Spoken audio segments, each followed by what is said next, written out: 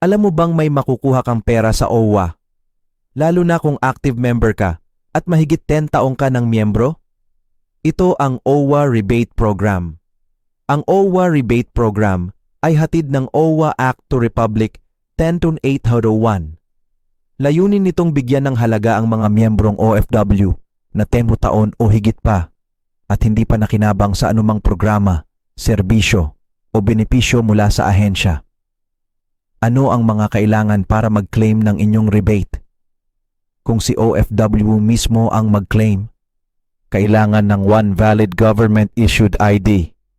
Pwede ang mga sumusunod: OWA e-card, passport, company ID, NBI clearance, postal ID, SSS, GSIS, driver's license, PRC, senior citizens ID, voters ID.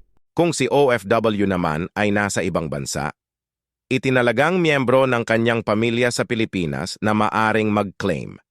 Authorization letter mula sa OFW. Proof of relationship sa OFW. One valid ID ng OFW at authorized representative. Kung si OFW ay may malubhang sakit, medical certificate. Authorization letter na may pirma or thumb mark ng OFW. Proof of relationship sa OFW. One valid ID ng OFW at authorized representative. Kung si OFW ay pumanaw na, death certificate, proof of relationship sa OFW. One valid ID ng OFW at authorized representative. Sino ang eligible dito? Sino ang maaring makakuha ng OWA rebate?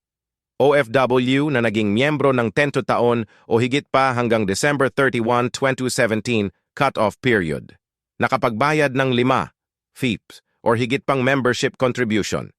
Hindi kailanman nakatanggap ng anumang programa or serbisyo ng OWA and OFW o kanyang pamilya. Legal beneficiary ng namatay na qualified OFW. Paalala, ang qualified OFW ay makatanggap mula pesos 941.135 hanggang pesos 13,127.50 batay sa bilang ng kanyang contribution. Ang OWA rebate ay porsyento lamang ng kabuuang halaga ng inyong kontribusyon. Hindi ito refund or cashback ng buong OWA kontribusyon.